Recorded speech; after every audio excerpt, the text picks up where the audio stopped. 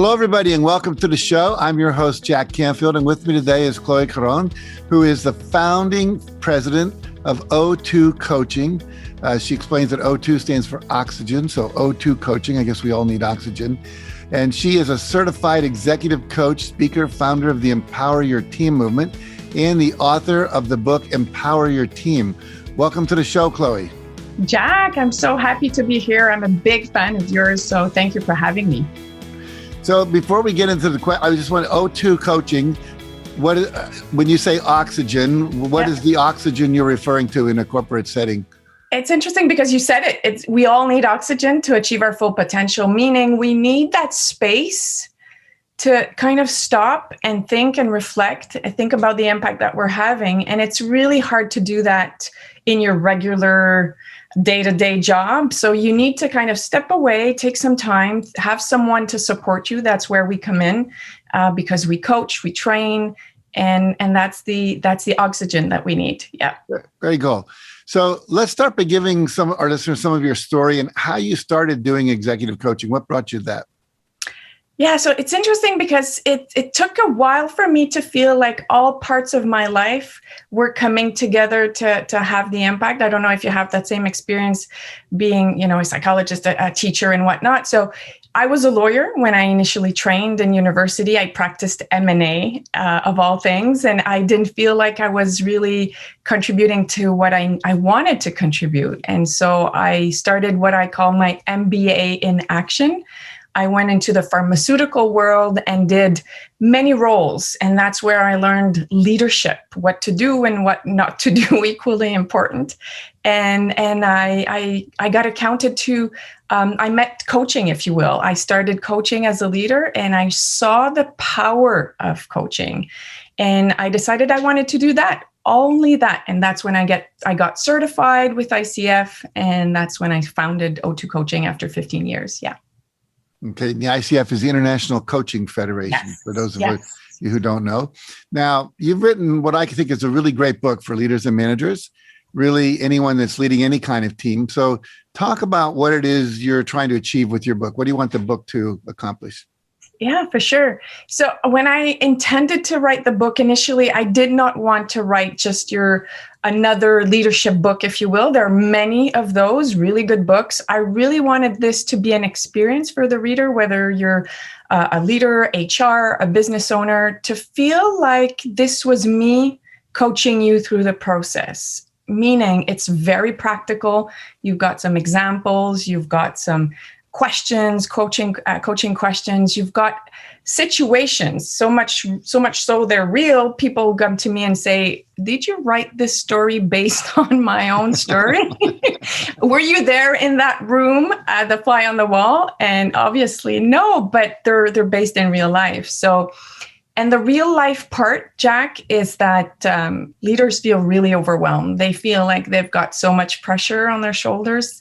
Both they put it on themselves, but also organizations put a lot of pressure on them to have all the answers. And so on one part, you've got leaders who feel overwhelmed. And then on the other side, you've got their employees feeling like their leaders are micromanaging. They're not making decisions. And from an organization standpoint, there's a lack of speed in decision making. So I wrote the book to help both leaders and employees really accelerate that empowerment for leaders to play at the right level and to empower their people. Very good. Now, let's talk about this. When it comes to empowering their teams, what are some of the specific things people can do? Yeah, well, there's many things, but I would say the first thing to focus on is what I call your USC, your unique strategic contribution. And it's more than what you're good at, because that's the competency gap that leaders fall into, is that they're good in something, so they do more of it. And it's when they become leaders, they continue being that expert. So they're still the musician, if you will, of their music, and they forget to make that shift where they become conductors of the orchestra, allowing their team to really play fully in harmony. Mm-hmm. And so the first thing is to take conscious of what's the level I need to play at? What's my unique strategic contribution? What's expected of me that only me should be doing here at the highest strategic level. And once you have that, then you organize your time, you organize your focus based on that. Because when I ask that question to leaders, like of all the questions that come to you, of all these challenges, the issues that you have to solve, how many could have and perhaps should have been dealt by someone on your team? I never get an answer less than 50%. It's almost 50, 70% always. So that means that half of their time is not spent at the right level. And so they're not delegating, they're not empowering. And that's where you need to start, allowing yourself to play at the highest level so you can empower your team. Mm-hmm. Now, I loved reading your book because each chapter was like there were so many different things you drew upon. It's like you read all the best books on leadership and management. You condensed them into your practices that you've done. And each chapter has more and more things in it. Tell me about a couple more specific things people could focus on or do. For sure. Absolutely. Thank you. And thank you for this compliment. It really means a lot for me coming from you. You're welcome. So in the book, I talk about the 5C model, which is kind of the process in which you can go through. Once you've got your USC, how can you really create that empowerment culture? Because ultimately, that's what we're aiming for.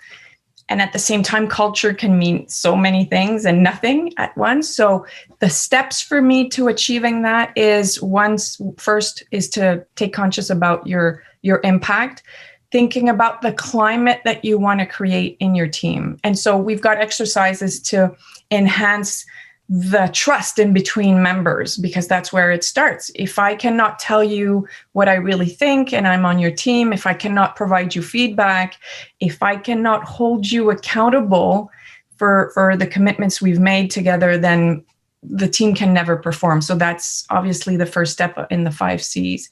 And then it's becoming a leader coach. For me, that's probably, besides the USC, the most important thing.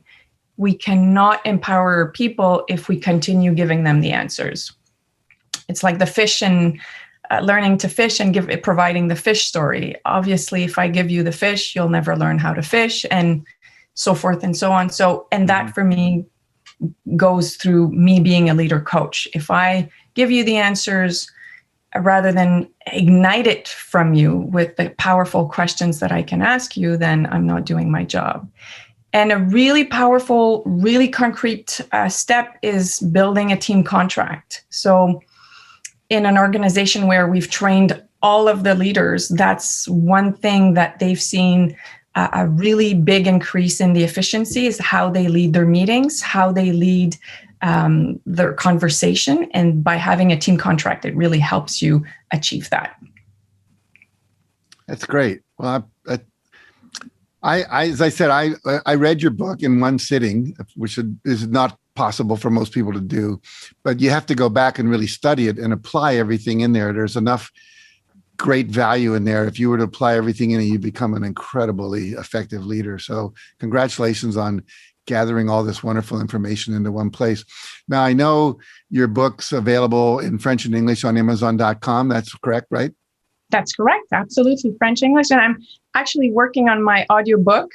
Oh, good. I might have a few questions for you, tips to ask you, because your audiobook is fantastic. I was just walking with you this morning and I'm like, how does he do it? It's such a conversation. It feels like a conversation. So that's what I'm working on.